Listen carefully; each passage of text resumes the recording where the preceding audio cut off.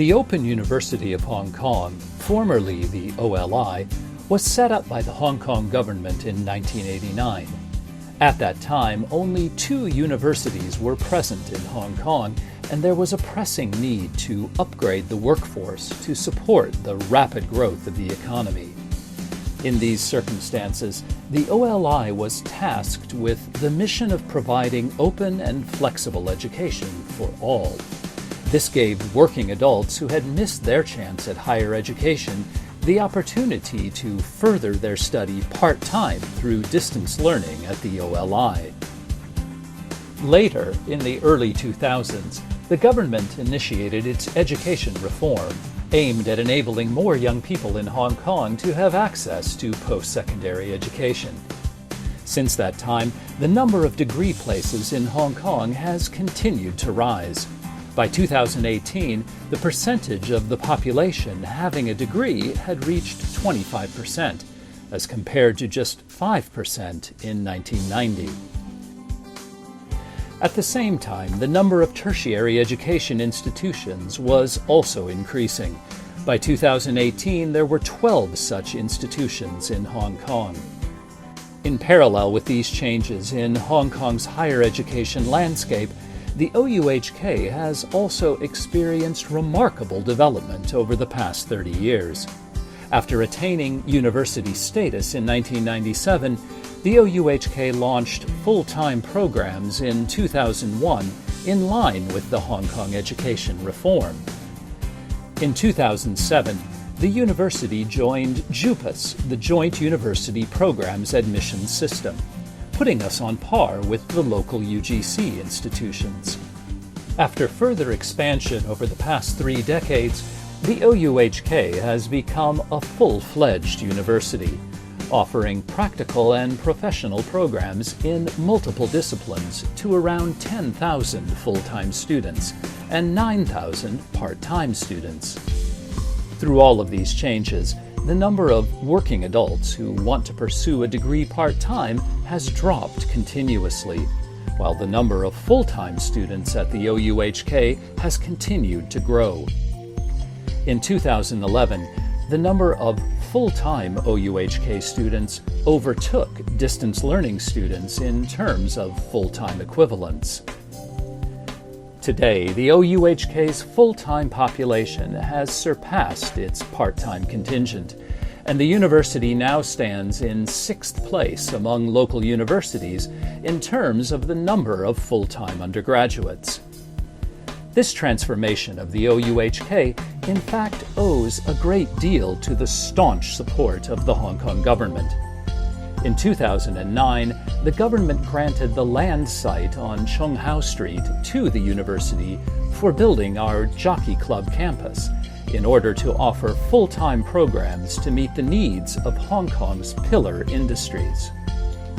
In 2015, the government again supported the university in acquiring the land for its new Institute of Healthcare campus on Sheung Shing Street. The SSSDP, that is, the Study Subsidy Scheme for Designated Professions, and the Non-Means Tested Subsidy Scheme, which were launched in recent years, have also aided in the development of our full-time undergraduate programs. In conjunction with this vast expansion of the university's scope of full-time education is its enthusiastic embrace of research.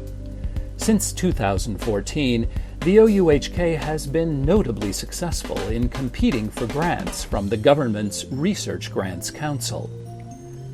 Total grants of about 87 million Hong Kong dollars have been received, and we are the only self-financing institution to succeed in securing Institutional Development Scheme funding in 6 consecutive years. In addition, in the past few years, we have established 5 research institutes and 2 research centers. Despite the transformation, however, many people still perceive the OUHK as a distance learning institution, misunderstand our strategic focus, and doubt the quality of our students and graduates. This discrepancy between the present nature of the university and our existing title, which implies open access distance education, has been posing increasing challenges to the university's development. In view of these considerations, and with the support from the University Council, the OUHK therefore in 2019 began exploring the possibility of university retitling. Since 2019, the university has been conducting a series of consultations with staff, alumni, students, and many other stakeholders, and we have encountered broad support for a new title. Stakeholders generally feel that we need a better title that more appropriately reflects our current status as a full-fledged university. The new title should also take into account the university's mission of advancing learning, knowledge, and research that meet students' learning aspirations and society's talent needs, focusing on practical and professional programs. It should also reflect our strategic focuses and strengths, so that it can help facilitate the university's further development.